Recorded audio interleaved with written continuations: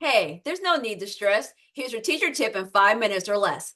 I'm Educator Barnes, and today we're going to talk about building relationships with students. If you're a teacher during some part of your career, you had an administrator say that you need to build strong relationships with students. Building strong relationships helps us connect and it helps us get the content and the academics in their brain. And then normally it's like a full stop. There's no tangible examples of how you should build these relationships. They just tell you to do it and send you off on your way. In this video, I'm going to give you one word that you can use to help build relationships, and that word is apologize. Let me say a little bit more on this. One time I was teaching middle school English, it's the end of the day, and kids interrupted me when I was going over what we were going to do next. And I immediately started harping on the expectations.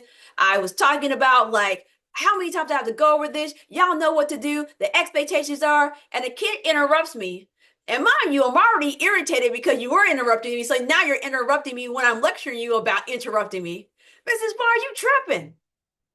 You didn't give us our chances.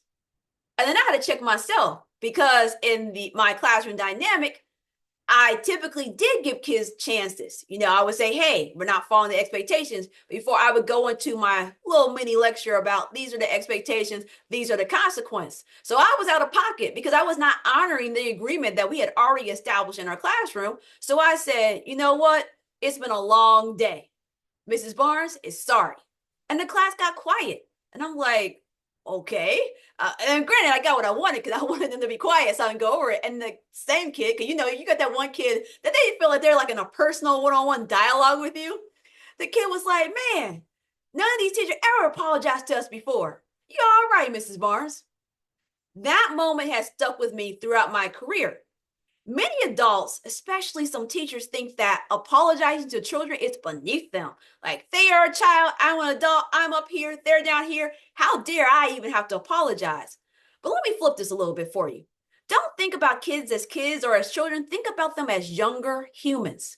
When you see a kid as a younger human, it humanizes them, and you will understand that any human, whether they're older than you, the same age, or younger than you, if you are out of pocket, you need to open up your mouth and apologize.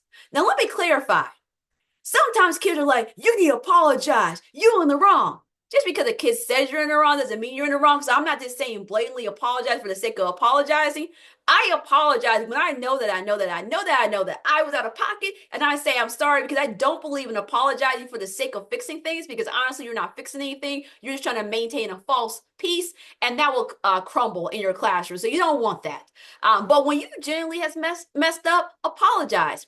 That lets kids know that you actually respect them as human beings, and that when you mess up, you're going to hold yourself accountable, and that you're just not some dictator up here on some high throne barking out orders and then checking them without checking yourself. So this is one way that you can build strong relationships with kids, by being vulnerable and apologizing when you mess up. Tune back in for another teacher tip.